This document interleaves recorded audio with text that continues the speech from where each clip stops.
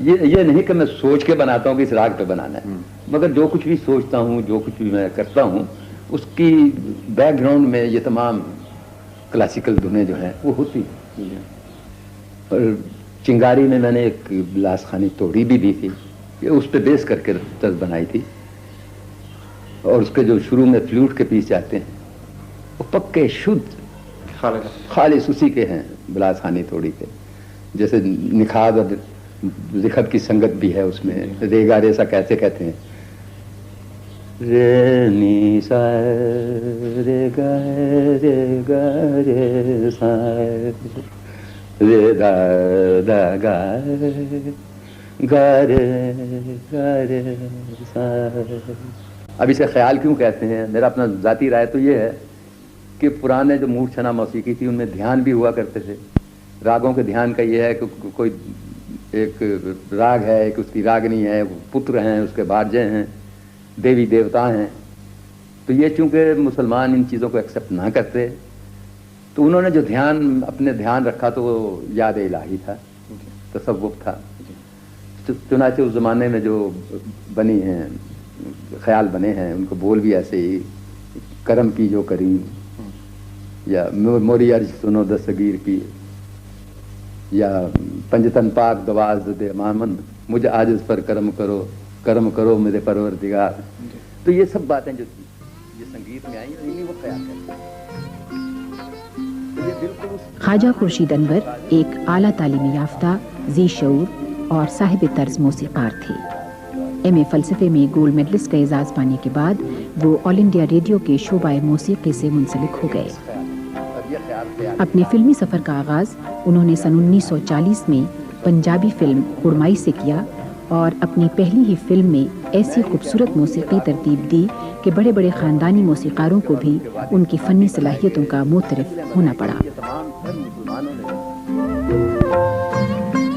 मुसलमान यहाँ पे आए, सूफिया कराम यहाँ पे आए, उनके साथ कबाल आए, खानगाहों में उन्होंने प्रचार किया, इस्लाम का प्रचार किया, तो उन्होंने यहीं की धुनें ली, मगर उनको अपने ईरानी जो उनका निज़ाम था मौसीकी का, जैसे मकाम मौसीकी का, उसके मुताबिक फिल्मी हलकों में बाज़ मौसीकारों को उर्दू फिल्मों के लिए मौजू समझा जाता है और बाज़ को पंजाबी फिल्मों के लिए, लेकिन ख्वाजा खुर्शीद अनवर को उर्दू और पंजाबी दोनों में यकसा मलिका हासिल था। अपनी पहली फिल्म कुड़माई के तकरीबन 28 साल बाद जब उन्होंने पंजाबी फिल्म गुड्डो की मौसीकी बनाई, तो बिल्कुल ये एहसास नहीं हुआ कि वो एक तवील अरसे के बाद पंजाबी फिल्म की मौसीकी तरतीब दे रहे हैं, बल्कि अब यही राग ले लीजिए, कौन सी कानड़ा जो राग है, ये मुसलमानों का बनाया हुआ है। दरबारी कानड़ा, कौसी कानड़ा और सभी कानड़े, हुसैनी कानड़ा, ये सब मुसलमानों के बने हुए राग हैं। और जो कानड़ा है, जो असल कानड़ा ग्रंथों का, वो इससे मुख्तलिफ है। वो लोग इसे खमाज ठाट में गाते थे, उनका कन्नाक ठाट जो था वो कमाज ठाट था, जो जिसे हम आजकल खमाज ठाट कहते हैं, तो बिल्कुल और चीज़ है। ये हमारा कानड़ा और हमारी जो दरबारी, ये ग्रंथों से बिल्कुल मुख्तलिफ है। ये घरानों की दरबारी है। ये कौन सी कानड़ा जो आपने बजाया है, ये मुसलमान घरानों का कौन सी कानड़ा है। और मैंने इसी कौन सी कानड़े से फिल्मी धुन बनाई। मेरी एक पिक्चर थी चिंगारी, उसमें था रोशनियों के शहर बता कि ये दबिस्तान, ये तरीका गाने का अमीर खुसरो के ज़माने में उनकी वजह से प्रचलित हुआ, यानी शुरू हुआ, इसका तरवीज हुई। तो इसी सिलसिले में रागों की दर्जा बंदी करके तो आइंदा मौसीकी चली। फिर आ जाता ख्याल, जो ख्याल वहाँ भी गाया जाता है, यहाँ भी गाया जाता है, और आजकल ख्याल ही गाते हैं, धुन तो ख़त्म हो गए। अब ये ख्याल के मुतल्लिक़ वही आचार्य बृहस्पति फरमाते हैं कि ये मुसलमान सूफियों की तरफ से भारतीय संगीत को देन है, ये हम ही ने उन्हें दिया, मुसलमान सूफियों के जरिए उन तक पहुंचा।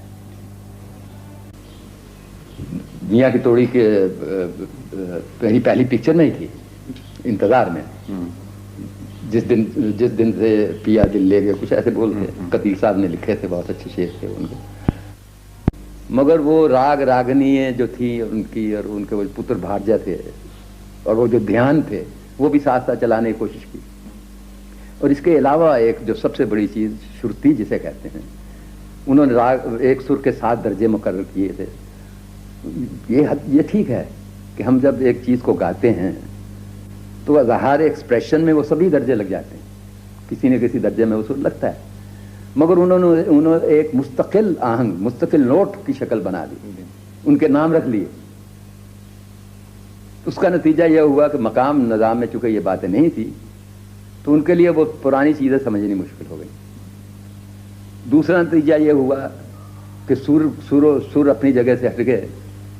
مثلا ہمارے ہاں میاں کی ملار میں مادہ نیدھا نیسا جو آتا ہے، نیدھا نیسا، اب یہ نیدھا نیسا جو ہے یہ دکن کا اگر پنڈت جو کہیں گے تو ان کے لیے کہنا بہت مشکل ہو جائے گا، ان کے کہاں کئی ایسی بات ہے کہ ان کا دھیوت ایک ایسے درجے کا ہے جو ہماری نکھات ہے۔